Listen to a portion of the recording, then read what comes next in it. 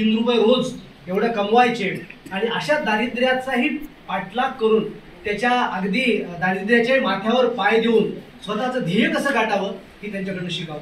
कुणीतरी आपल्या समोर आदर्श असावेच लागतात मोठं होण्यासाठी आणि त्यातला एक आदर्श म्हणजे आदरणीय कपाळे साहेब.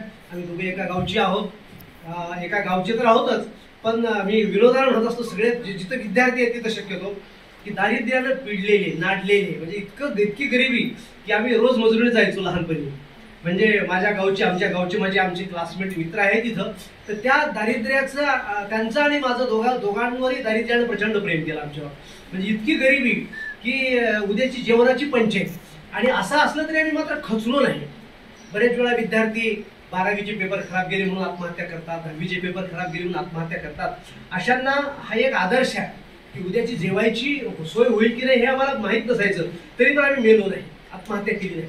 म्हणजे मृत्यूला, आत्महत्येला, पराभवाला, पराभूताला त्याला जिंकून आम्ही पुढे येण्याचा प्रयत्न केला आणि ते करता येतं माझ्या प्रिय मित्रांनो, 100% करता येतं, काही त्यामध्ये वेगळं नाही. आदरणीय प्राचार्य साहेबांबद्दल मी स्टार्टच उल्लेख केला होता. अतिशय सुंदर महाविद्यालय आहे. तिथं प्रवेश केल्याच मला आनंद झाला.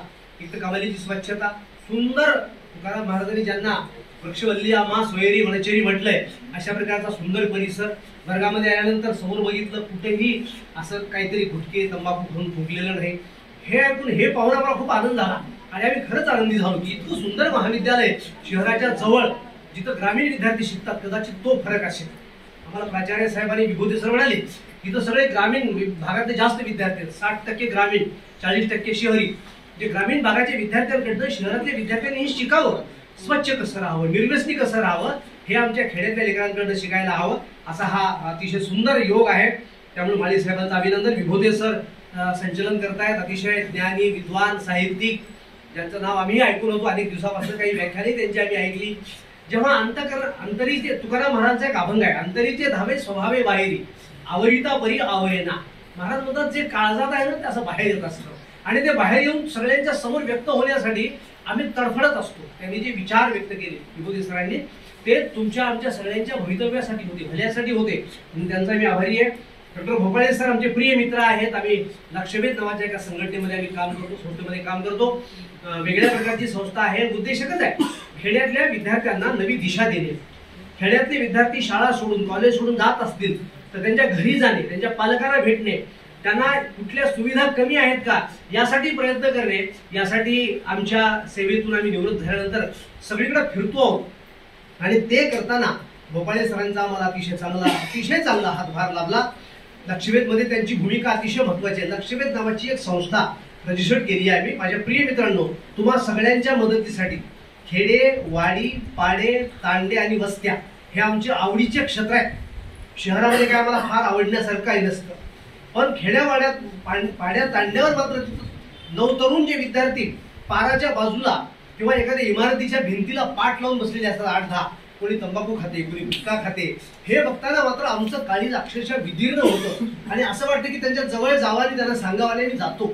बाळासाहेब आम्ही दोघे रोज कुठल्या तरी खेड्यात जातो, त्यांच्याशी बोलतो. नंतर सुरुवातीला त्यांच्याकडे बघतही नाही, पण नंतर जेव्हा आम्ही त्यांना जाऊन नमस्कार, राम राम, जय भीम काहीतरी असा प्रणाम करतो तेव्हा ते पाहतात, अरे कुठले तरी हे चांगले होते आणि मग आम्हाला बोलायची संधी मिळते. अन्यथा पाहते नाही शहरातलं कोणी आले म्हटलं की. नंतर मग जेव्हा संवाद सुरू होतो आमचा त्यांच्या भवितव्याची, त्यांच्या उन्नतीची, त्यांच्या भविष्याची जेव्हा आम्ही काळजी करतो बोलताना, तेव्हा त्यांना वाटतं अरे हे काहीतरी नक्कीच बुडते हे जन देखवे ना डोळा, म्हणून एक कळवळा येत असे तुकाराम महाराजांना म्हटले की जग बुडत चाललंय. महाराजांना प्रचंड तिटकारा यायचा, लोक प्रचंड व्यसनानं ग्रस्त होते, नको त्या गोष्टी करायचे, तुकाराम महाराजांना आवडत नव्हतं.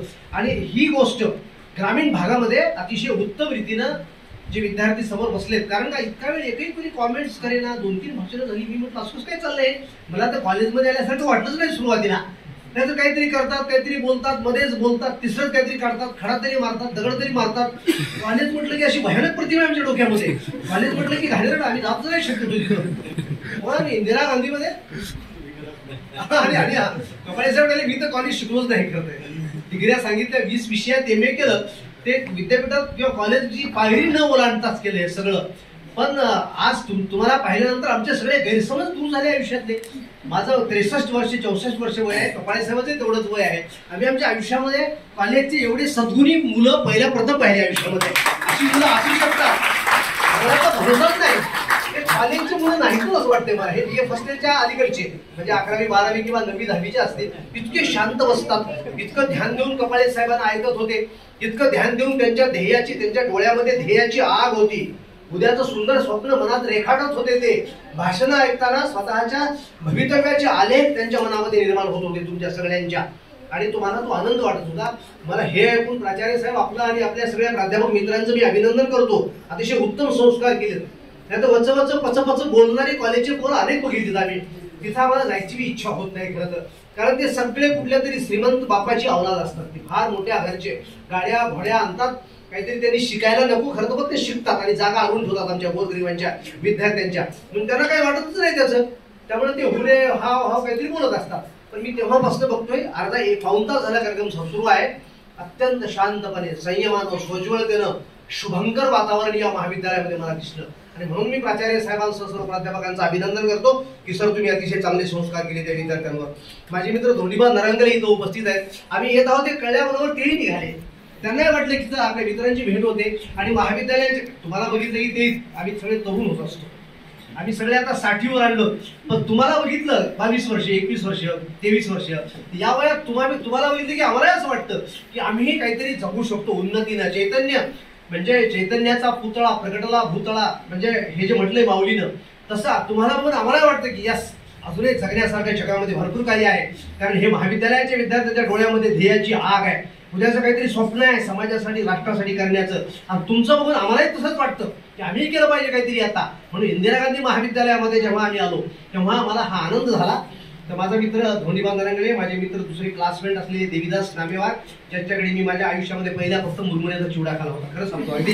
कारण ते तोपर्यंत खायलाच मिळालं नाही. माझी आई मजुरी करायची, तिला 1 रुपया मजुरी मिळायची. वडील लहानपणी वारले 3 वर्षाचा असताना.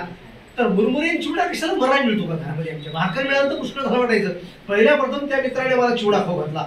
4थीला ते पास, म्हणजे आम्ही दोघे पास झालो. त्यांच्या वडिलांनी 4थीला पास झाल्यामुळे पार्टी दिली शिक्षकाला. ते म्हणाले त्या नांदेडला बोलवा. 8-9 वर्षाचा असेल त्यावेळेला मी. तर पहिल्या प्रथम आयुष्यामध्ये चिवडा खायला मिळाला. त्यामुळे मी त्याची ऋण आणि कृतज्ञता महाराष्ट्रभर व्यक्त करत असतो. हे बाजूला म्हणजे तिकडे समोर ते पटाडा शर्ट आहे ते. त्यानंतर बाबूराव कराळे आमचे डीएडचे क्लासमेट. आम्ही डीएडचे क्लासमेट पैकी बाबूराव कराळे, त्यांचे चिरंजीव इथंच प्राध्यापक कराळे आता केजला आहेत, याच महाविद्यालयाचे विद्यार्थी आहेत. त्यांचे वडील आहेत, PhD झाले, नेट सेट झाले आणि सिनियर कॉलेज प्राध्यापक आहेत बाबूराव कराळे.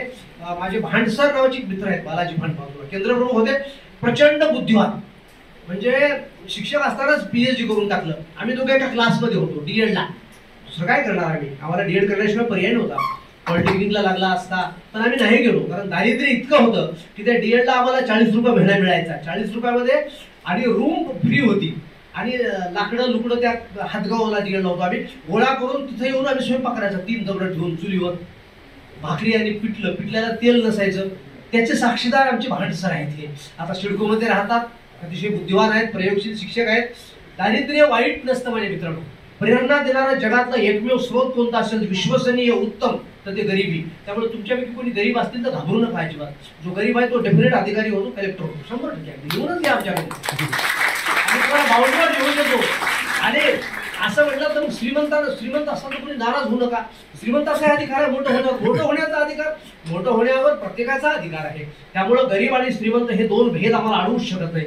आम्हाला कितीही मोठं होता येतं, कितीही मोठं तुम्ही ठरवाल तेवढे मोठे होऊ शकता. मित्रांनो, आजचा हा कार्यक्रम आदरणीय शंकरराव चव्हाण साहेबांच्या निमित्तानं आपण जरी आयोजित केला असला तरी तुमच्या भवितव्याची आम्हाला काळजी असते. तुम्ही तुमच्या जीवनामध्ये सर्वोत्तम व्हावं हीच आंतरिक तळमळ प्राचार्य साहेबांच्या आणि विभूते सर, भोपाळे सर आणि प्राध्यापक मित्रांच्या मनात तीच आहे की या कॉलेजचा प्रत्येक विद्यार्थी उत्तम अधिकारी व्हावा, प्राध्यापक व्हावा, शिक्षक व्हावा, डॉक्टर व्हावा, इंजिनियर व्हावा, IAS IPS व्हावे.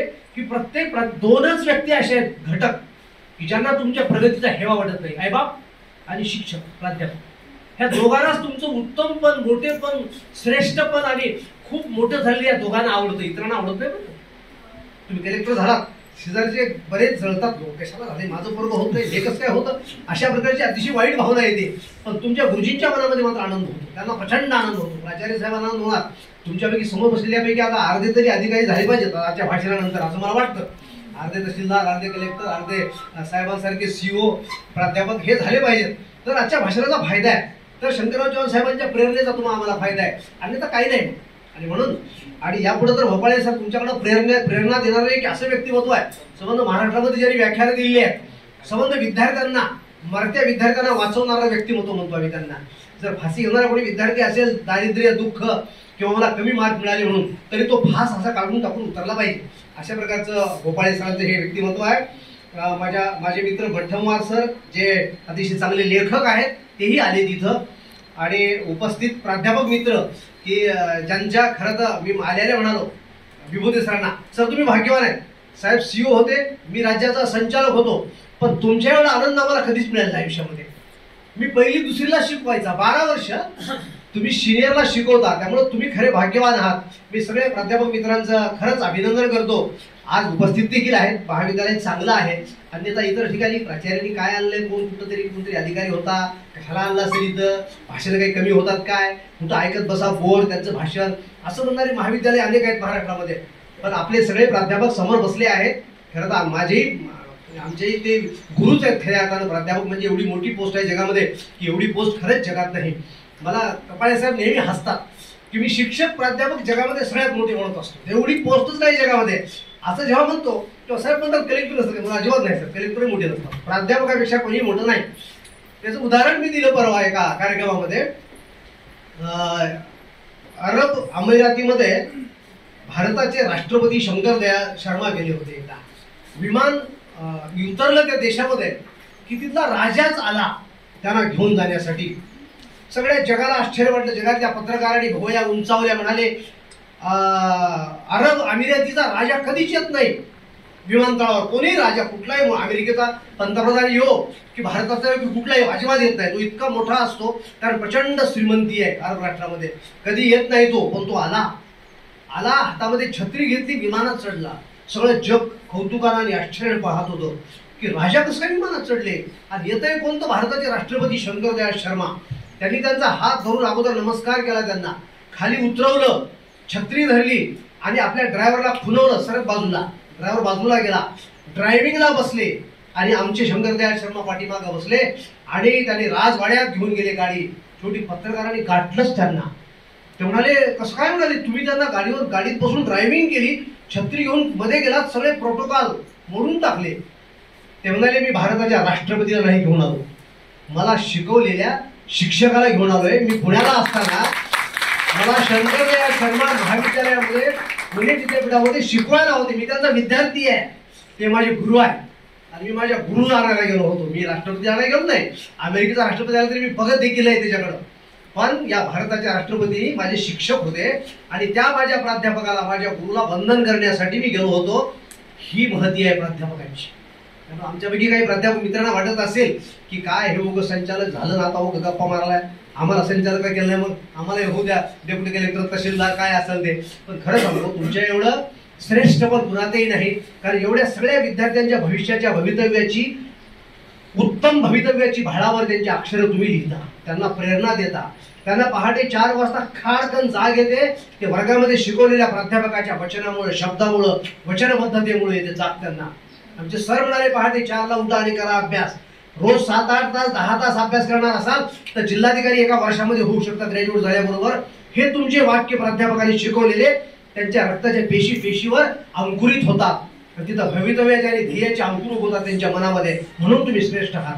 आम्ही श्रेष्ठ नाही, कोणी आमचं बोलणं त्यांना श्रेष्ठ नाही वाटत, पण आपले सर काय बोलतात त्यांचं श्रेष्ठ पण वाटत असतं. कुरुंकर गुरुजींची श्यामला नावाची मुलगी लहान होती, 1ली-2रीला. गुरुजी म्हणजे जगातलं बुद्धिवान व्यक्तिमत्व. कुरुंकर तसं दोघांमुळे नांदेड जिल्हा ओळखला जातो. आदरणीय शंकरराव चव्हाण साहेब आणि आदरणीय नरहर कुरुंकर साहेब, ही 2 महान व्यक्तिमत्व, विभूती या मातीमध्ये जन्माला आल्या होत्या. ही माती त्यामुळे पवित्र झाली आहे, त्यामुळे पुनीत झाली आहे. ही माती त्यामुळे संबंध विश्वाला विश्ववंद्य झाली आहे या 2 महापुरुषांमुळे. आणि म्हणून त्यांनी एकदा त्या श्यामलाला गणित शिकवलं. ते म्हणाले चुकलं तुमचं गणित हे. तर ते म्हणाले करून दाखवून, त्यांनी करून दाखवलं गणित. ते म्हणाले अजिबात नाही, माझ्या ताईने असं नाही, माझ्या बाईने शिकवलंच बरोबर आहे. आणि त्या बाईने चूक शिकवलं होतं. गुरुजींना आश्चर्य वाटलं की माझी पोरगी दुसरीची मला म्हणते की तुम्हाला काही येत नाही. ती म्हणाली तुम्हाला काही येत नाही पप्पा. माझ्या ताईंनाच येतं, म्हणजे तिच्या शिक्षिकेला चांगलं येतं, बापाला अजिबात येत नाही. आणि इकडे तर जगातला सगळ्यात बुद्धिमान म्हणजे कुरुंदकर गुरुजी आमचे, इतकी बुद्धिमत्ता होती. म्हणजे तुमच्यावर किती विश्वास असतो प्राध्यापकांवर, शिक्षकांवर, या विद्यार्थ्यांचा, त्याचं हे उदाहरण आहे. आणि म्हणून मी सगळ्या प्राध्यापक मित्रांचं खरंच अभिनंदन करतो. आणि आज आदरणीय मला खूप चांगली संधी मिळाली आहे. या महापुरुषांची खरं तर मघाशी म्हणालो, सुरुवातच करताना म्हणालो होतो मी की ज्यांच्या धवल चारित्र्यापुढं सारं विश्व, भारत, महाराष्ट्र अत्यंत नम्रतेने विनम्र व्हायचा, ते म्हणजे आदरणीय शंकरराव चव्हाण साहेब. ज्यांचं मी मगाशी म्हणालो की नांदेड ज्यांच्यामुळे ओळखलं जातं ते म्हणजे आदरणीय शंकरराव चव्हाण साहेब. ज्यांच्या कर्तृत्वाचा, ज्यांच्या शिस्तीचा, ज्यांच्या धवल चारित्र्याचा हिमालय, गौरी शंकर संबंध विश्व भारतामध्ये सगळ्यांना माहिती आहे. अशा प्रकारचं हे व्यक्तिमत्व. आपण भाग्यवान आहोत. तुम्ही पाहिले की नाही माहिती नाही, पण आम्ही पाहिलेच जवळून. आम्ही त्यांना नमस्कार केलाय. मला घरी बोलवायचे शिक्षणाधिकारी असताना मी काही कामाच्या निमित्तानं. असं हे व्यक्तिमत्व. आणि माझ्या प्रिय मित्रांनो, करडेपर कसा असावं, शिस्त कशी असावी, त्यांच्याकडनं शिकावी. ज्यांना शिस्त आहे आयुष्यामध्ये तीच माणसं मोठी होतात. ज्यांना शिस्त नाही अशा माणसाला मोठं होणं अतिशय अवघड आहे. शिस्त म्हणजे काय तर बोले तसा चाले त्याची बंदावी पावले. म्हणजे जसं बोललं तसं चालणं म्हणजे याला शिस्त म्हणतात. आयुष्यभर चव्हाण साहेबांनी ही शिस्त पाळली. कपाळे साहेबांनी आपल्या भाषणात उल्लेख केला ते कसे वेळेवर जायचे मंत्रिमंडळाच्या बैठकीला, आणि सगळे मंत्री मग कसे उत्तम रीतीने वेळेवर उपस्थित व्हायचे मंत्रालयामध्ये. पण ते केवळ शंकरराव चव्हाण साहेबांमुळं. आणि एवढा मोठा माणूस असून अहंकाराचा वारा न लागू राजसामाजी विष्णुदासा भाविकाशी नामदेव महाराजांनी एक सुंदर पसायदान केलंय. त्यामध्ये हेच म्हटलंय. खरं तर शंकरराव चव्हाण साहेबांचंच वर्णन आहे त्यामध्ये थोडक्यामध्ये. इतकं हे वेगळं व्यक्तिमत्व तुमच्या आम्हाला तुम्हाला पाहायला मिळालं, हे आमचं भाग्य म्हणावं. आणि त्यांच्या या कार्यक्रमाच्या निमित्तानं तुमच्याशी आम्हाला संधी साधायला मिळते आहे, हे भाग्य. मला अजूनही आठवतो तो दिवस 1987 मध्ये चव्हाण साहेब कंधारला आले होते. लोक न्यायालयाचं उद्घाटन होतं तिथल्या. आणि मी जिल्हा परिषद प्राथमिक शाळा कलंबर खुर्द, 500 लोकसंख्येचं गाव, तिथं मी शिक्षक होतो. बऱ्याच वेळा आमचे वराळे साहेब म्हणून व्हिडिओ होते.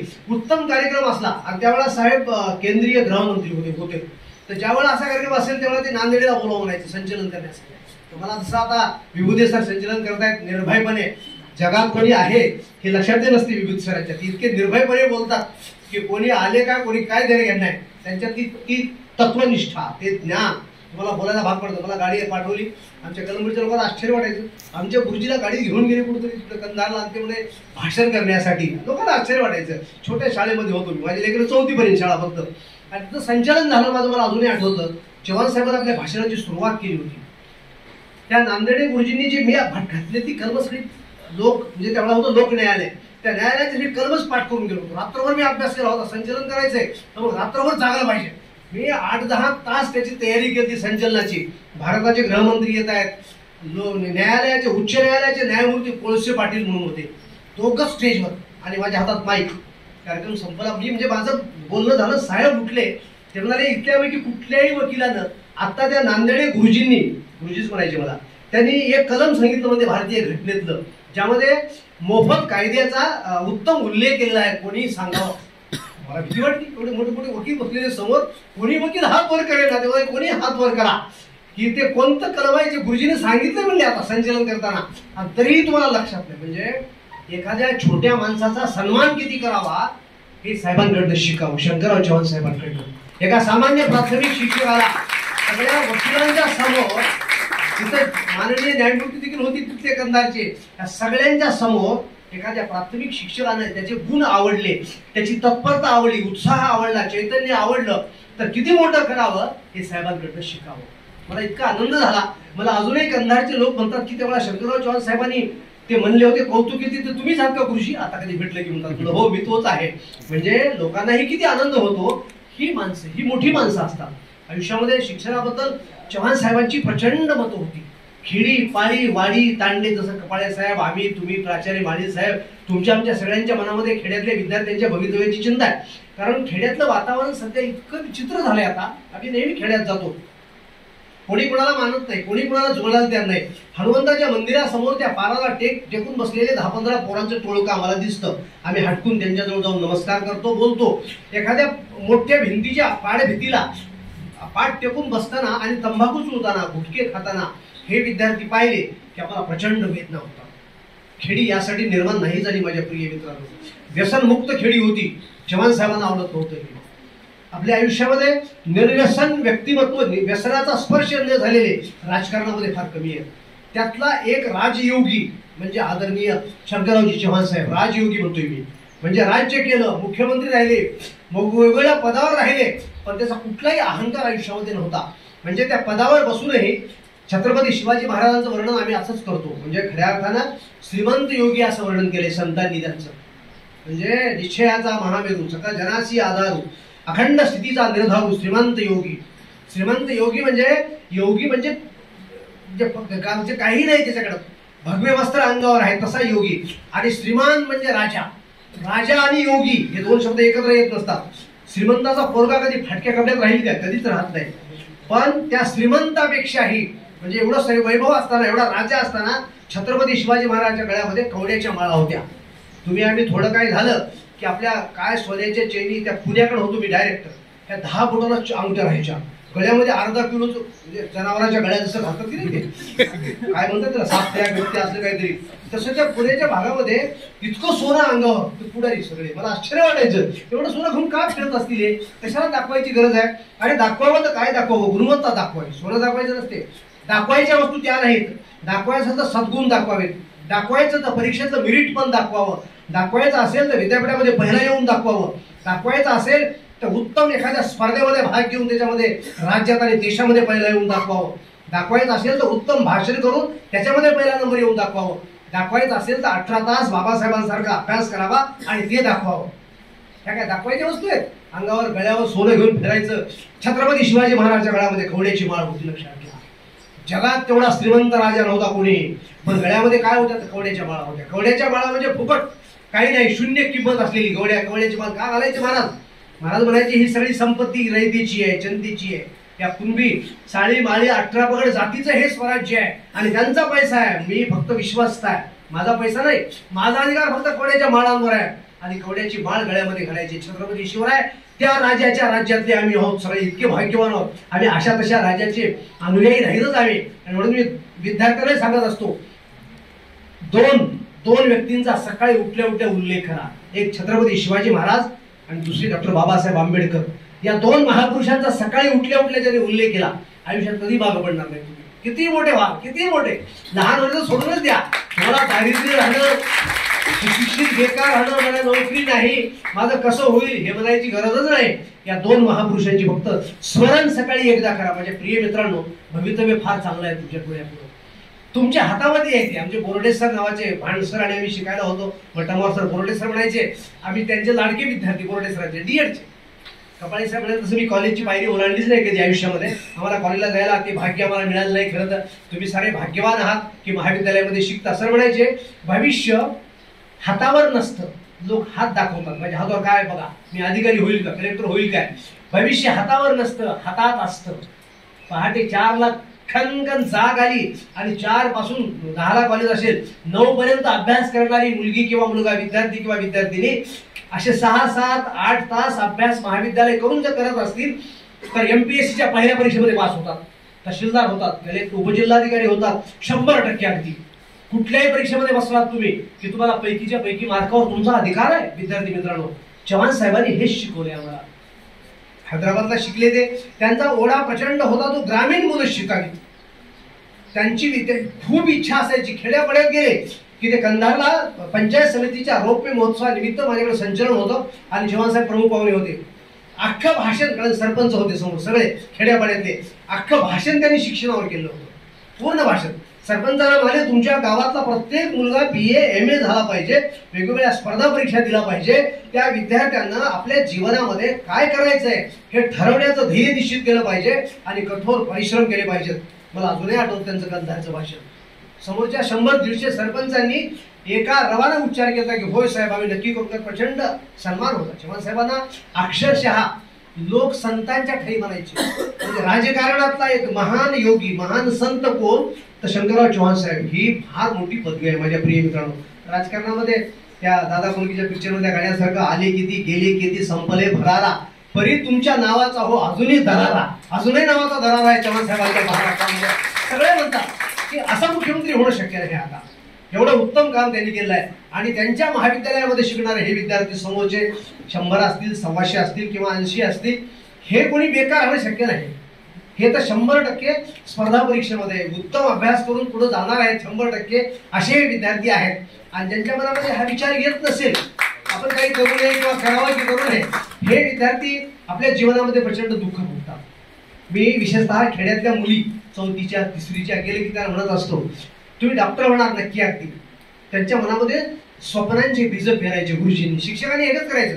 मी प्राध्यापक मित्रांना विनंती करतो, वर्गात गेल्यानंतर गेल्या डायरेक्ट रुसो, प्लेटो, अरिस्टॉटल शिकू नका. 5 मिनिटं त्यांना त्यांच्या भवितव्याची चर्चा करा. गेल्या नाहीतर आमचे गुरुजी अक्षरवृत्त, कर्कवृत्त, मकरवृत्त म्हणलं जाऊ द्या, मरू द्या ते कर्कवृत्त मकरवृत्त. लेकराला हे सांगा की उद्या काय होणार आहे तुम्ही, आणि ते उद्या तुम्हाला उच्च पदावर जाण्यासाठी तुझे जाणारे मार्ग कोणते आहेत, कसं व्हायचं मोठं, हे सांगा वर्गात गेल्यानंतर. मी प्राध्यापक मित्रांना विनंती करतो. आता गेल्या अगदी अर्थशास्त्र म्हणजे काय किंवा मागणी म्हणजे काय, पुरवठा म्हणजे काय, हे सुरू करण्याच्या पूर्वी मागणी करण्याची क्षमता तयार तेव्हाच होते जेव्हा खिशात पैसे असतात. पैसाच नसेल तर मागणीच्या सिद्धांताला 0 महत्व आहे. किती किमती कमी झाल्या, अर्थशास्त्राच्या प्राध्यापकासाठी माझी विनंती आहे, किती वस्तूच्या किमती कमी झाल्या खडकून आहे खिशामध्ये. तुमच्या तो अर्थशास्त्राचा सिद्धांत खोटा ठरला. वस्तूच्या किमती कमी झाल्या की मागणी वाढते, आणि मागणी वाढली की वस्तूच्या किमती पुन्हा वाढतात. किती 0 किमती होऊ द्या, खिशात पैसे पाहिजेत तरच काहीतरी खरेदी करता येते. इकॉनॉमीचा सिद्धांत खोटा ठरलाय. आणि दुसरा एक अजून आमच्या संतांनी सिद्धांत ठरवला. अर्थशास्त्रामध्ये असं म्हटलंय की अनंत गरजा आहे आणि साधन मर्यादित आहे. आमच्या संतांनी खोटा ठरवला हा सिद्धांत. जगत प्रसिद्ध सिद्धांत आहे अर्थशास्त्राचा. अर्थशास्त्र म्हणजे काय की अनंत गरजा आहेत, गरजा प्रचंड आहेत आणि साधनं कमी आहेत, ह्या दोन्हीचा मेळ घालणं म्हणजे अर्थशास्त्र, ही व्याख्या लिहिली आहे. पण तुकोबा यासारख्या आमच्या संतांनी हे खोटं ठरवलंय. एकही गरज नसली संत होते आमचे. वस्तूच्या किमती कमी झाल्या काय वाढल्या काय काही दर नाही. एक भाकरी आणि पिठलं, वाटीभर पिठलं सकाळी मिळालं की उत्तम काम करायचे दिवसभर आमचे संत. जे काही काम आहे ते, कांदा मुळा भाजी अवघी मिठाबाई माझी, लसूण मिरची कोथिंबिरी अवघा झाला माझा हरी, सावधाने केला मला विठ्ठल पायी गोवी लागला. दिवसभर काम करायचे एका भाकरीवर. तुमच्या कशाचे मोबाईलच्या किमती वाढल्या काय आणि अजून कशाच्या किमती वाढल्या काय काही झालं नव्हतं संतांना आमच्या. आणि म्हणून गरजा 0 संत होते. माझ्या प्रिय विद्यार्थी मित्रांनो, तुम्ही गरजा 0 राहिला की मोठं होणं अवघड नाही. कशाची गरजच नसावी. त्या कपाळे साहेब बघता का इकडं, एवढ्या मोठ्या पदावर होते, 1 लाख 1.5 लाख पगार होता, पण आयुष्यात सुपारीचं खाण खाल्लं नाही, अजून पान खाल्लं नाही, तंबाखू नाही, गुटखा नाही, थम्सअप नाही. म्हणजे आमच्या त्यांनी आणि आम्ही दोघे, आता मी माझ्यावर घेऊन तेही माझे आणि आम्ही मित्र का होतेच कारण ते आहे, एकही सवय नाही त्यांना. नाही तर मित्र एकत्र आले की सायंकाळच्या ते पार्ट्या होतात, ते आम्हाला अजिबात आवडत नाही. आम्ही एकत्र बसलो तरी पिठलं भाकरी खातो. मेथीची भाजी मिळाली तर अजून चांगलं, हिरवी भाजी पिठल्यासोबत छान लागते बघा पिठलं भाकरी. तर तुम्ही सगळे ग्रामीण आहात विद्यार्थी, त्यामुळं गरजा 0 झाला. 0 गरज, फक्त पुस्तकं वह्या, माझ्या महाविद्यालयाचे प्राध्यापक त्यांचं शिकवणं आणि त्यांचं शिकवलेलं कागदावर नाही काळजावर लिहून घ्यायचं. प्राध्यापक जेव्हा शिकवतात तेव्हा कागदावर लिहून घेणं खोटं असते. कागदावर लिहून घ्या, मेंदूवर लिहून घ्या, कधी विसरणार नाही. परीक्षेत बसला की 10च्या 10 प्रश्न परफेक्ट येतात. हो, येत कसे नाहीत. माझ्या प्रिय मित्रांनो, इतकं सोपं आहे महाविद्यालय, कॉलेज शिकणं. मी विद्यार्थ्यांना एकच विचारत असतो, चव्हाण साहेबांच्या स्वप्नांना खऱ्या अर्थाने न्याय द्यायचा असेल तर आमच्या खेड्यातले विद्यार्थी, शहरातले कोणी असतील करोडोपती वगैरे, मला ते म्हणता बी ना, कोणाच्या बापानं बघितलं करोड रुपये कोण कसे असतात ते, जे करोडोपतीचे लेकरं असतील त्यांचं काय, त्यांची आम्हाला चिंता नाही. आम्हाला चिंता आहे खेडे पाडी वाडे तांड्या वस्त्या आणि झोपडपट्ट्या. तिथं साहेबांना तीच चिंता होती चव्हाण साहेबांना. आणि म्हणून मला निमंत्रण भोपाळे सरांचं मिळाल्यावर म्हणालो, येस, चव्हाण साहेबांचे विचार सांगायची संधी असेल तर महाविद्यालयांच्या विद्यार्थ्यांसमोर नक्की आम्ही सांगू. म्हणून गरजा 0 व्हा. वर्गात प्राध्यापक शिकवत असताना उपस्थित राहा सगळे. तुम्ही भाग्यवान आहात. आज ती गरिबी नाहीच. कपाळे साहेबांना जी गरिबी होती किंवा आम्हाला होती, आम्हाला नव्हतं शिकता येत म्हणून आम्ही त्या हदगावला गेलो. 3 दगड मांडायचे, स्वयंपाक करायचा, तेल नसायचं फोडणीला, त्या पातेल्याला फक्त गरम करायचं, मध्ये पाणी टाकलं की फोडणी दिल्यासारखा आवाज यायचा खाडकन. लोकांना वाटायचं काहीतरी तेल टाकलंय का, ह्याचं तेल आलंय मला. तेलही नसायचं हो. त्याच्यातच पीठ टाकून पिठलं करायचं, जेवायचं, कॉलेजला जायचं. माझ्या प्रिय मित्रांनो, खरंच तुम्ही भाग्यवान आहात. तुमच्या आईवडिलांची स्थिती चांगली आहे बऱ्यापैकी, महाविद्यालयाला शिकवायसारखी. पण कपाळे साहेबांनी आमचे नरंगले धोंडू करणे ही सगळी मंडळी एवढी गरीब होती की कुठेतरी आम्ही पेपर वाटायचं, कुठेतरी आम्ही हॉटेलवर नोकर होतो मी तर आमच्या गावामध्ये. दर सुट्टीमध्ये 3 महिने हॉटेलमध्ये नोकर, आणि पगार तरी किती तर 15 रुपये महिना, 50 पैसे रोज. त्याच्यामध्ये कपडे आणि पुस्तकं घ्यायची आम्ही. माझ्या प्रिय मित्रांनो, तुम्हाला हे एवढ्यासाठी सांगतोय की ह्या दारिद्र्याची भयानकता इतकी असते. इथून गेल्यानंतर आजची ही व्याख्यान संपलं की घरी जातानाच निश्चय करा की काय होणार आहात तुम्ही. डॉक्टर होणार आहात का, इंजिनियर होणार आहात. आता 12वी होऊन गेली आहे, नीट झाली आहे परीक्षा, पण IAS होणार आहात, IPS होणार आहात, प्राध्यापक होणार आहात. काय जे म्हणाल ते होता येतं, फक्त त्या पेपरला जो काही प्रश्नपत्रिका हातात पडेल. आताच उदाहरण दिलं होतं आमच्या भोपाळे सरांनी. माझं 20वं MA झालं परवा, 2 महिन्यापूर्वी निकाल लागला. बहिणाबाई विद्यापीठ जळगाव. ज्या आमच्या बहिणाबाईचं नाव दिले ती अडाणीबाई होती. आमची बहिणाबाई अडाणी, गाडगे महाराज अडाणी होते, आणि आमच्या सावित्रीबाई थोड्या शिकलेल्या होत्या. त्या 3 महापुरुषांचे, किंवा या महापुरुषच म्हणा, स्त्रियांपेक्षाही चांगला कर्तृत्व केलं की महापुरुषच म्हणायचं. यांनी या 3 महाविद्यालयांची नाव अशी आहेत जे माणसं अडाणी होते त्यांची विद्यापीठाला नावं दिली आहेत. काय भाग्य. आणि त्या विद्यापीठाची डिग्री माझ्याकडे नव्हती म्हणून मी तिथं डिग्री घ्यायला गेलो. बहिणाबाई विद्यापीठ जळगाव. आणि योगायोगानं तुमच्यासारखे विद्यार्थी 22-21 वर्षाचे, त्यांना म्हणायचं मी अभ्यास करा. मी सहज आलोय, मला एक पदवी घ्यायची आहे. माझे 19 MA आहेत. 20वा MA सापडतच नव्हतं कुठंच महाराष्ट्रामध्ये. तुमच्या विद्यापीठात सापडलं म्हणून मी इथं आलोय. आणि त्या परीक्षेला विद्यार्थ्यांना म्हणायचा क्लासमध्ये की मला गरज नाही, मी आता रिटायर झालोय, मला खूप पेन्शन मिळते, मला आता कशाची गरज नाही. कपाळे साहेब आम्ही आता रिटायर झालो खरं तर. पण ते विद्यार्थ्यांना म्हणायचं तुम्ही अभ्यास करा. पण तिथलं सादरीकरण, तिथल्या घटक चाचण्यामध्ये माझाच पहिला नंबर यायचा. मी म्हणायचं माझा पहिला नंबर येणं महत्वाचं नाहीच, आता इथं तुमचा पहिला नंबर येणं महत्वाचं आहे. पण त्या लेकरांना कळत नव्हतं. आणि योगायोगानं मग निकाल लागला आणि त्यामध्ये विद्यापीठात पहिला आलो मी परवाच्या 2 महिन्यापूर्वी. राज्यपालाच्या हस्ते सुवर्ण पदक गळ्यात घेताना 63 वर्षाचा मी एकमेव तिथं. सगळे 18, 19, 20, 21चे पोरं विद्यार्थी तुमचे गोल्ड मेडल घेणारे, आणि मी मात्र 63 वर्षाचा माणूस. सुवर्ण पदक मिळालं तिथं. माझ्या प्रिय मित्रांनो, हे तुम्हाला प्रत्येकाला मिळतं, लक्षात घ्या. तुम्हाला खरंच एवढ्यासाठी तळमळीनं आम्ही सांगायला आलो तिथं. अंतरीचे धावे स्वभावे बाहेरी, आवरिता परी आवरेना, तुकोबाचं वाक्य आहे ते आमच्या. तर त्यांचं म्हणणं असं आहे की तुम्ही उत्तम रीतीनं आज जेवढे व्याख्यानाला आहेत, ज्यांनी कपाळे साहेबांचं, प्राचार्य साहेबांचं व्याख्यान ऐकलं आहे आणि इथं उपस्थित आहात, त्या सगळ्यांना उद्याच्या भविष्याची निश्चिती करावीच लागेल. आज कॉलेज संपल्यानंतर घरी जाऊन बघून ठरवा. आईला सांगा, बाबाला सांगा, आता लग्न अजिबात नाही करायचं, मला अधिकारी व्हायचंय. क्लास 1 अधिकारी झाल्यावर मग मी लग्न करेल माझ्या मनानं.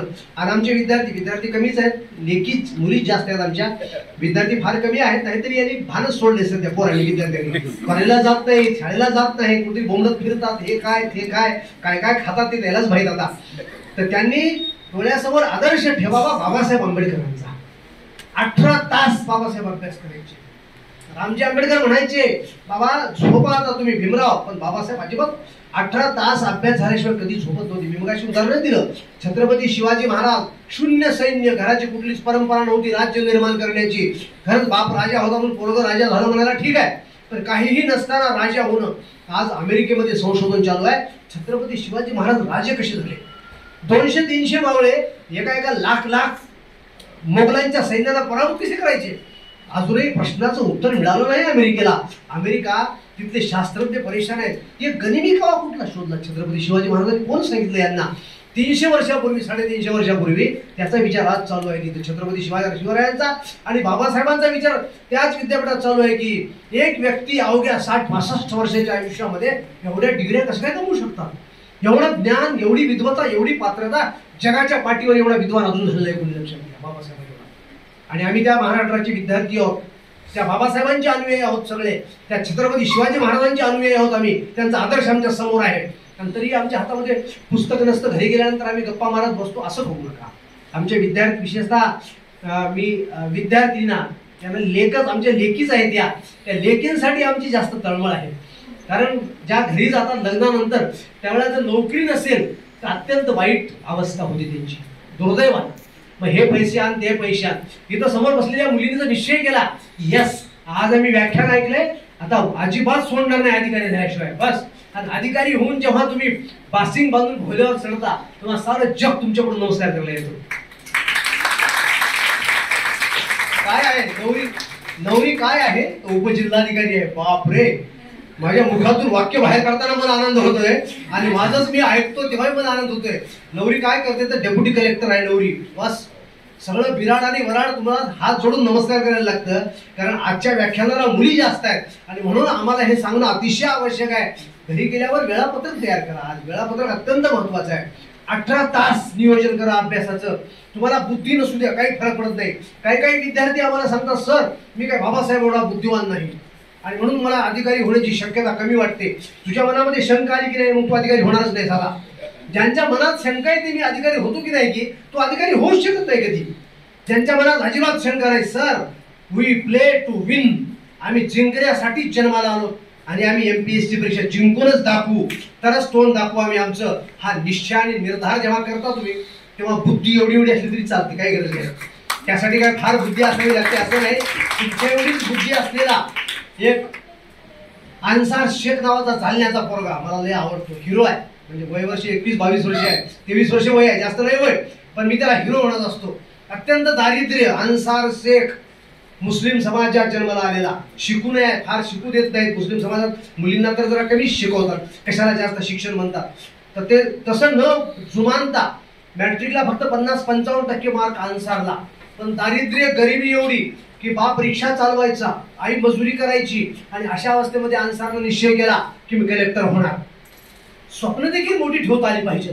दुर्दैवाने आम्ही स्वप्न काय करतो, मी शिक्षक होणार म्हणजे होणार. ठेवा, ते आहे वाईट नाही. मी गुरुजीच होतो, मी 12 वर्ष गुरुजीच होतो. शिक्षक मला अभिमान द्यायचा, पण मी सांगताना अभिमानाने सांगायचा, यस मी शिक्षक होतो याचा मला अभिमान आहे.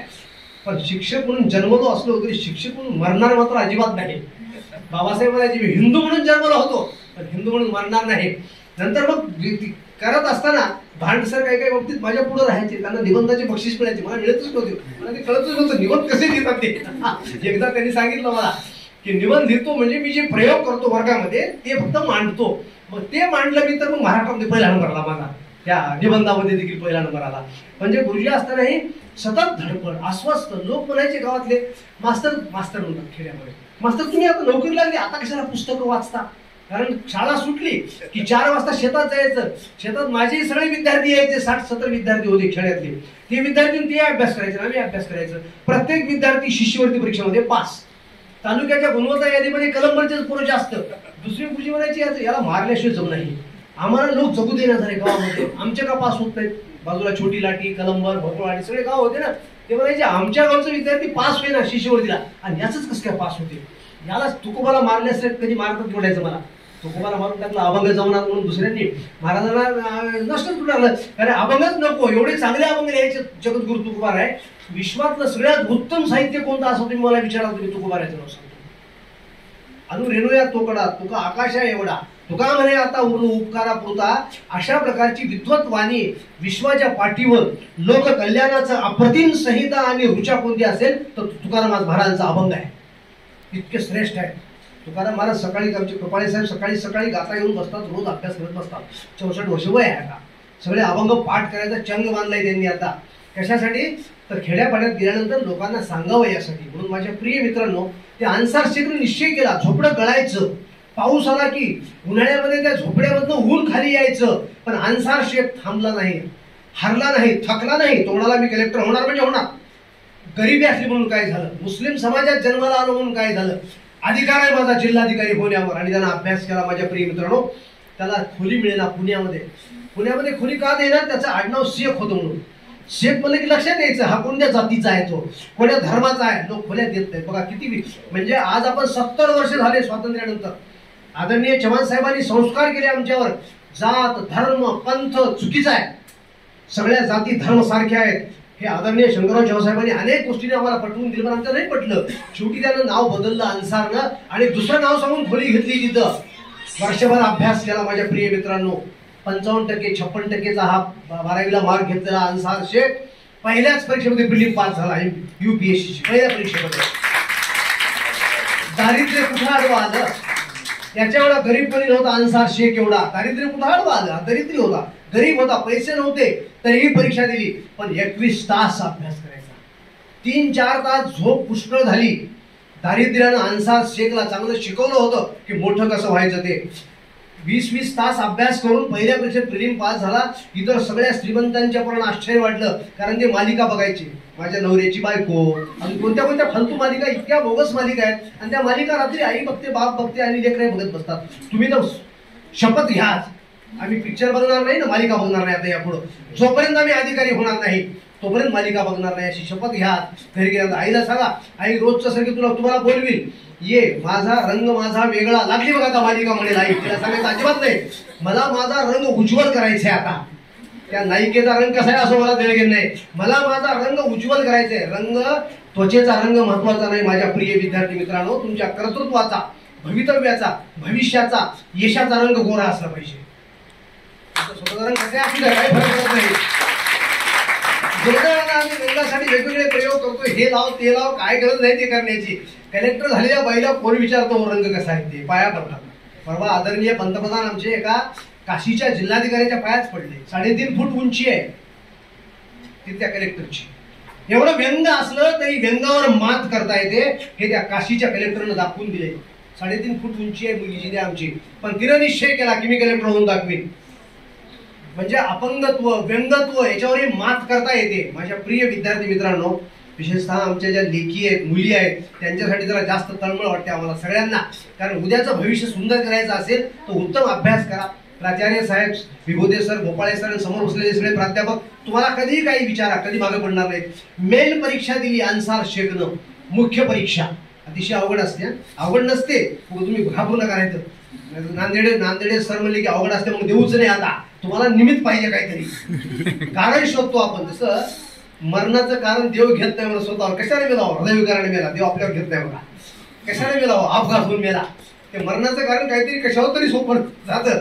तसं तुम्ही म्हणता लय परीक्षा अवघड होती सर, मी बुद्धिवान नाही, अजिबात नाही. अन्सार शेखनं मेन परीक्षा दिली. 20 तास 18 तास अभ्यास करणे चालूच होतं. शेखचं भाकरी मिळायची खायला तरी परेशान राहायचा.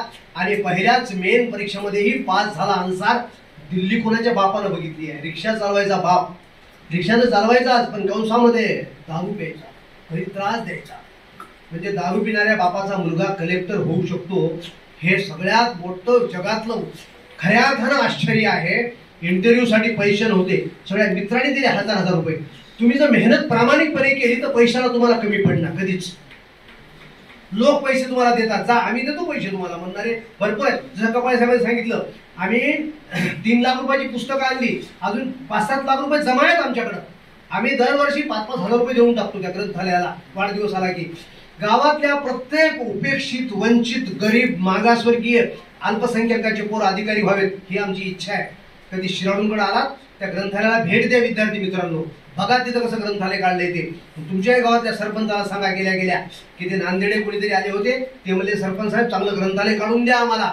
मी सरपंचाचं ट्रेनिंग केलंय शासनाच्या वतीने यशदाकडून. त्या सगळ्या सरपंचांना सांगितले गेल्या ग्रंथालय काढा. 5-10 लाख रुपये तुमच्या 14वा वित्त आयोग, 15वा वित्त आयोग काय करायचं ते करा, पण 10-5 लाख रुपयाची पुस्तकं आणून द्या खेड्यामध्ये आमच्या लेकरांना. नांदेडला राहणं शक्य नाही सगळ्या लेकरांना. अन्सार इंटरव्ह्यूला गेला, मुलांनी 10,000 रुपये गोळा करून दिले मित्रांनी त्यांच्या, आणि इंटरव्ह्यू झाला. जालन्याजवळच्या सांगवी नावाचं गाव 5 किलोमीटरचं, खेड्यातल्या झोपड्यातला पोरगा हा अन्सार शेख. पण दुर्दम्य इच्छाशक्ती, प्रचंड आत्मविश्वास, भवितव्य स्वतःच्या हातानं, कणखर हातानं नियतीची सारी चक्र फिरवून आपल्याला हवं तसं भविष्य निर्माण करणारा हा महान वीर या महाराष्ट्राचा भूमिपुत्र अन्सार शेख. इंटरव्ह्यू झाला, प्रतिम इंटरव्ह्यू झाला. अर्थातच मुलाखत चांगली होणारच होती. एवढा अभ्यास म्हणजे काही विचारलं तरी आलं त्याला. ते काही विचारा म्हणला काय आहे ते. शेवटी प्रश्न विचारला जो प्रश्न अवघड होता. तुम्ही कोण? तूच. विद्यार्थ्यांना शक्यतो तुम्ही किंवा तू म्हणतात, अनुक्रय बोलतात इंटरव्ह्यू मध्ये. तू कोणता मुसलमान आहेस? प्रश्नाची खोच ओळखली या बहादरानं. प्रश्न कानावर पडल्या पुन्हा एकदा विचारा मला प्रश्न, तू कोणता मुसलमान आहेस? आणि अन्सार शेख म्हणाला, मी भारतीय मुसलमान आहे, ना सुन्नी आहे ना शिया आहे, या भारत मातेचा पुत्र आहे. तुमच्यासारख्याच टाळ्या वाजवल्या एमपीएसच्या लोकांनी, यूपीएसच्या लोकांनी. आणि खटकन कलेक्टर एका पहिल्या परीक्षेमध्ये प्रिलिम, पहिल्या परीक्षेत मेन, पहिल्या परीक्षेत इंटरव्ह्यू देऊन आज तिथं पश्चिम बंगालमध्ये जिल्हाधिकारी आहे हा पोरगा. घरी खायला भाकरी मिळत नव्हती. अन्सारपेक्षा गरीब कुणी नाही तुमच्यामध्ये. जर कोणी म्हणत असेल की सर आम्ही गरीब आहोत म्हणून आम्हाला अधिकारी होता आलं नाही, अन्सार इतके गरीब आहात का? नाही. अन्सार इतका दुर्बल शरीर अशी आहे त्याचं. जास्तीत जास्त वजन 52-51 किलो वजन आहे त्या अन्सार शेखचं. असा दुर्बल आहे. नाही हो सर, मी दुर्बल आहे म्हणून मला होता आलं नाही. माझे आई वडील नाही गरीब आहेत सर, व्यसनी आहेत. अन्सार एवढे नाहीत. अन्सारच्या वडिलांना एवढे गरीब कोण नाहीत. एवढं सगळं असताना आपण अधिकारी का होऊ शकत नाही? समोर बसलेली आमची हे लेकरं, विशेषतः मुली आमच्या आणि मुलं देखील, तुम्हाला रे तुम्ही म्हणताल आम्हाला का म्हणता झाले त्याचं नाव घ्यायचं पोर यायचं त्यालाच लेकी नाही. आम्ही हो, तुम्ही आमचे लेकरच हा प्रश्नच नाही. माझ्या प्रिय मित्रांनो, खरं सांगतो, तुम्ही चांगले झालात, तुम्ही कलेक्टर झालात, तुम्ही तहसीलदार झालात ना, आई बाबाला प्रचंड आनंद होतो. तेवढा आनंद जगात कोणालाच होत नाही. आणि तुमच्या या प्राध्यापक साहेबांना सगळ्या प्रचंड आनंद होतो. म्हणून आज घरी गेलात, या व्याख्यानाचा फायदा काय? आदरणीय चव्हाण साहेबांना खऱ्या अर्थानं अभिवादन आम्ही यासाठीच करायला आलो की ज्या चव्हाण साहेबांनी आम्हाला खऱ्या अर्थानं मोठं केले, खऱ्या अर्थानं साहेबांनी मोठं केले. पण अजूनही आठवतं, तारीख होती 1 जानेवारी 1978. प्रचंड दारिद्र्य, गरिबीमध्ये मी पिचलेला. माझी आई देखील वारली, वडील लहानपणी वारले. आई देखील डीएड झालो की 18व्या वर्षी आई वारली. विश्वामध्ये एकटाच राहिलो. आता दारिद्र्य, नोकरी नको, डीएड होऊन आलेला. आणि अशा वेळी एक जाहिरात वाचली, शारदा भोर शिक्षण संस्था, प्राथमिक शिक्षक पाहिजे. एकच जागा. बेकारी प्रचंड भोपाळे सर त्यावेळेला. मला सगळे म्हणाले की तिथं काय घेतात, तिथं लय मोठे मोठे लग्गे पाहिजेत. अरे बापरे. तरीही मी धाडस केलं. म्हणून मला नोकरीची गरज होती, कारण ट्युशन घ्यायचा. आता उदाहरण दिलं शंकरराव चव्हाण साहेबांचं 3, मी देखील 3 मुलांचे 4 ठिकाणी ट्युशन घ्यायचा. किती रुपये महिना माहिती आहे? 2 रुपये महिना. एका पोराला महिनाभर शिकल्यावर 2 रुपये मिळायचे. म्हणजे असे 10-15 विद्यार्थ्याला शिकवायचं तेव्हा 25-30 रुपये मिळायचे. खोलीला 10 रुपये, 10 रुपये ज्वारी डाळ वगैरे आणि 10 रुपये पुस्तकं, असं 30 रुपयाचं असायचं. मी डायरेक्ट साहेबांच्या घरी गेलो. आज या अतिशय सुंदर स्थळी, आजच्या सुंदर प्रसंगी सगळे विद्यार्थी प्राध्यापकांच्या समोर मला हे सांगताना आनंद वाटतो. चव्हाण साहेबांना भेटलो मी. मला अजूनही आठवतं, एक 20 वर्षाचा असेल मी त्यावेळी. आज येऊ का समोर या म्हणाले. करड व्यक्तिमत्व, केवळ उगीच चेहऱ्यावर छद्मी हास्य कधीच साहेबांचे नसायचं, गंभीर चेहरा. गेलो, सर नमस्कार. नमस्कार, बसा. काय सर म्हटलं, मी खूप गरीब आहे. म्हटलं की हसले. थोडं हसले, म्हणजे गेल्या मी माझ्या गरिबीचीच प्रस्तावना केली. सर मी खूप गरीब आहे आणि डीएड झालोय.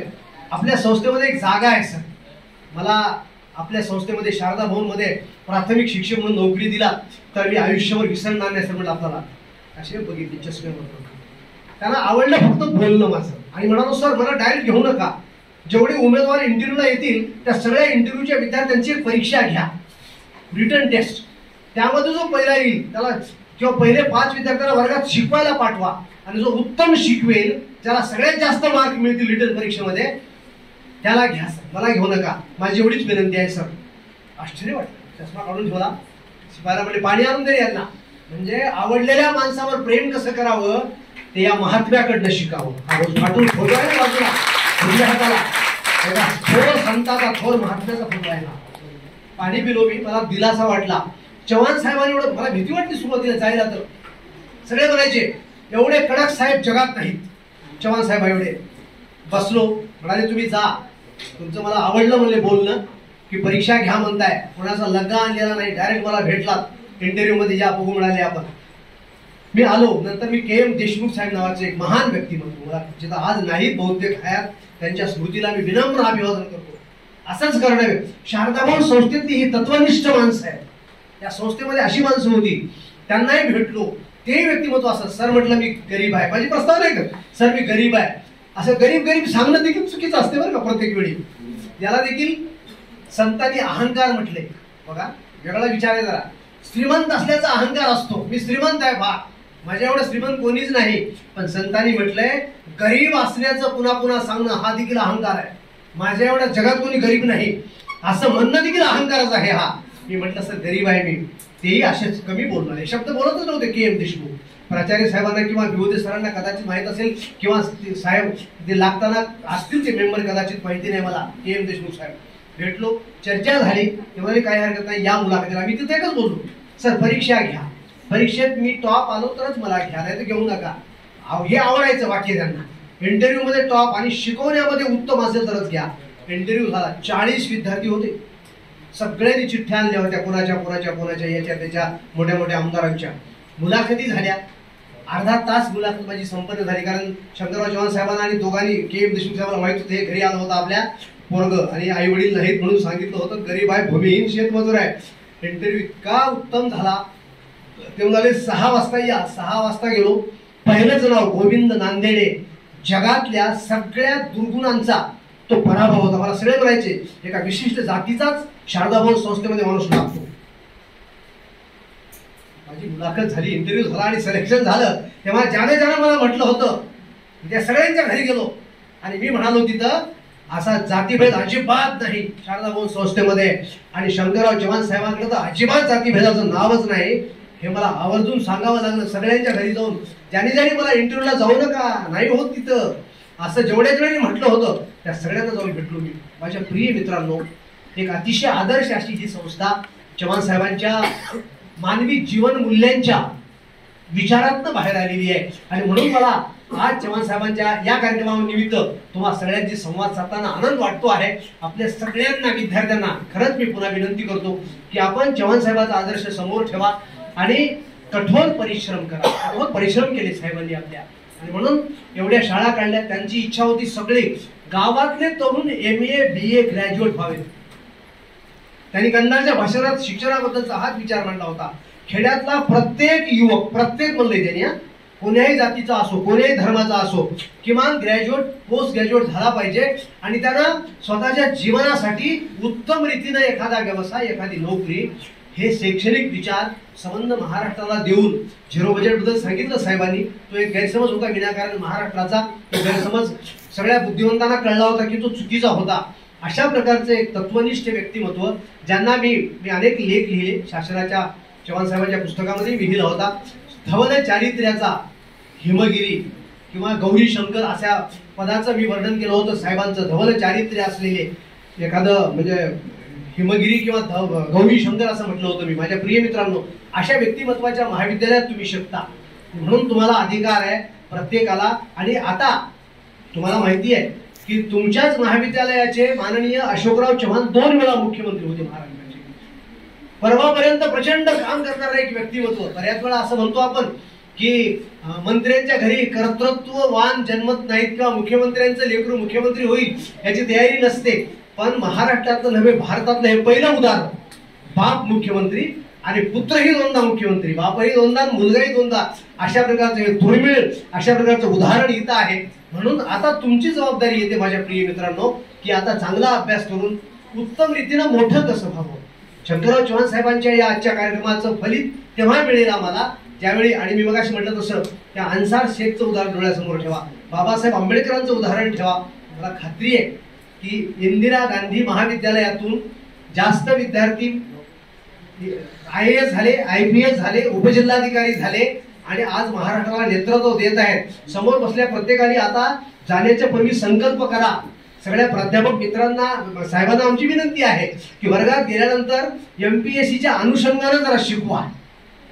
मी तर शिक्षणाधिकारी असताना आमच्या गुरुजीलाही सांगायचा की छत्रपती शिवाजी महाराजांच्या आजोळचं नाव काय होतं हे सांगताना असे प्रश्न वस्तुनिष्ठ 4थीच्या वर्गामध्ये माझ्या इतिहासावर किमान 300-400 प्रश्न निघतात.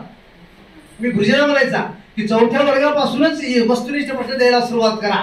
इतिहासावर, विज्ञानावर किंवा मूग डाळ हे द्विदल धान्याचं आहे की एकदम धान्याचं उदाहरण आहे. मी तशीच विनंती प्राध्यापक मित्रांना करतो. वर्गात तुम्ही शिकवता अर्थशास्त्र, इतिहास, भूगोल. उद्याच्या MPSCची हीच पुस्तक आहे. या BAच्या अभ्यासावरच IAS IPS या परीक्षांचा जवळजवळ सगळा अभ्यासक्रम आहे. वर्गात शिकवताना विद्यार्थी पास होणं हा अँगल प्लीज नका ठेवू. उद्या विद्यार्थी UPSC MPSC कशी होतील माझ्या विषयामध्ये हे सांगण्यासाठी वर्गात पाऊल ठेवा आणि तुमच्या शिकवण्याला अधिष्ठान द्या स्पर्धा परीक्षेचं. या पद्धतीने शिकवला तर BA होईपर्यंत 60% अभ्यास मुलांचा या महाविद्यालयामध्येच होऊन जातो. MA केलं तर MA मध्ये 20% अभ्यास, 80% अभ्यास MPSC UPSC इथंच होतो. कुठल्याही परीक्षेला बसू द्या लेकरू पास होतं. माझी प्राध्यापक मित्रांना विनंती आहे. माझं एक स्टेटमेंट आहे. काल मला कपाळे साहेब म्हणाले की हातात पुस्तक न घेता शिकवण्याबद्दल मी विनंती केली आहे शिक्षकांना. आमच्या हातात पुस्तक घेतलं की मर्यादा पडते, सगळ्याच गोष्टीला मर्यादा पडते शिकवताना. आमच्या गुरुजींना मी म्हटलंय की हातात पुस्तक घेऊ नका. अर्धा तास कुरुंदकर गुरुजी म्हणायचे 35 मिनिटाचा जर तास घ्यायचा असेल तर 35 गुणिले 2 70 मिनिटं तयारी करावी लागते प्राध्यापक महोदयांनी, शिक्षकांनी आमच्या. आणि एवढी तयारी करून वर्गात आला तर तुमची एंट्रीच अशी होते की सहजपणे वर्गात फिरता फिरता फिरता काय आनंद वाटतो शिकवताना. नाही तर पुस्तकात एकदा बघायचं, एक वाक्य बोलायचं, पुस्तकात एकदा बघायचं, एक वाक्य बोलायचं, हे थोडंसं विद्यार्थ्याच्या गुणवत्तेला मारक असणार. मी हे भाषण केलं होतं सभागृहामध्ये, आमचे रेणुताई दांडेकर त्या दिवशी, ते भाषण पेपरला आलेलं आहे. तर माझी विनंती आहे की वर्गातल्या आपल्या विद्यार्थ्यांना उद्या MPSC UPSC ओरिएंटेड किंवा अभिमुख असा अध्यापन केला. सर मराठी शिकवतात मला माहिती आहे, सरांनी मराठी शिकवताना सर व्याकरण सगळं विद्यार्थ्यांना MPSC UPSC ला येतं. मराठी शिकवताना समीक्षा शास्त्रावर काही प्रश्न येतात, ते शिकवत असताना व्याकरण इतकं उत्तम, प्रश्न नाही, एवढे ख्यातकीर्त व्यक्तिमत्व आहे विविध स्तरांचं, तरी पण त्यांना मी सांगण्याचं धाडस यासाठी करतोय की आमचं यापुढचं वर्गातलं अध्यापन हे लोकसेवा आयोगाच्या अभिमुख असलं तर हे खेड्यातले लेकरं आमचे अधिकारी होऊ शकतात आणि तुम्हीच ती प्रेरणा देऊ शकता. प्राध्यापक मित्र, मला खात्री आहे की आजच्या व्याख्यानानंतर आमचे विद्यार्थी वेळापत्रक तयार करतील, आईला सांगतील आता लग्नाला तू जा, वास्तुशांतीला तू जा, मी येणार नाही, जोपर्यंत अधिकारी होणार नाही तोपर्यंत मी घराच्या बाहेर निघणार नाही, कोणाच्या लग्नाला येणार नाही, कोणाच्या वास्तुशांतीला येणार नाही, जयंती पुण्यतिथीला तू जात जा म्हणायचं आई बाबाला, मी आता फक्त अभ्यास करत बसते. या पद्धतीनं आपण हे सगळं करू शकलो तर मला खात्री आहे चव्हाण साहेबांच्या या स्मृतीला अभिवादन करण्याचं तुम्हाला आणि मला दोघांनाही स्वातंत्र्य आहे. अप्रतिम अशा प्रकारच्या आजच्या या योजनेबद्दल मी प्राचार्य महोदय आपलं तुमचं महाविद्यालय बघून मी प्रभावित झालोय. आणि एवढे समन्वयक सोज्वळ विद्यार्थी बघून महाराष्ट्रामध्ये मला नाही वाटत की इतके शांत आणि अप्रतिम विद्यार्थी कुठल्या महाविद्यालयात असतील. मध्ये मध्ये उठून जाणारे आणि गोंधळ करणारे विद्यार्थी बघितलेच आम्ही गॅदरिंगला गेलो कुठे व्याख्यानाला की, पण अतिशय उत्तम अशा प्रकारचं वातावरण आपण निर्माण केलंय. फक्त हरिवंशराय बच्चनच्या 4 ओळी सांगतो, बोलत बसलो की मी किती वेळ बोलतो, मला 3-4 तास बोलण्याचा आनंद. खेड्यामध्ये गुरुजी असल्यामुळे आम्हाला मिळायचा आनंद. नागरिक गावकरी आले की त्याचं लग्न संपेपर्यंत हातातला माईक सुटत नव्हता माझ्या. असफलता एक चुनौती है स्वीकार करो. स्पर्धा परीक्षेसाठी हे वाक्य मी शक्यतो विद्यार्थ्यांना सांगतो जवळ कुठेही गेलं तरी, की स्पर्धा परीक्षेची तयारी करताना 1-2 वेळा अपयश आलं तर काही फरक पडत नाही, पण तयारी मात्र उत्तम करायची. आता BA ला आहात, इथूनच अर्थशास्त्रातल्या प्रत्येक ओळीवर एक प्रश्न काढा, प्रत्येक ओळीवर एक प्रश्न, प्रत्येक ओळीवर की उपयोगितेचा सिद्धांत मोकळी जागा या शास्त्रज्ञाने मांडला. किंशच्या अर्थशास्त्रातली नफ्याची व्याख्या ही आहे.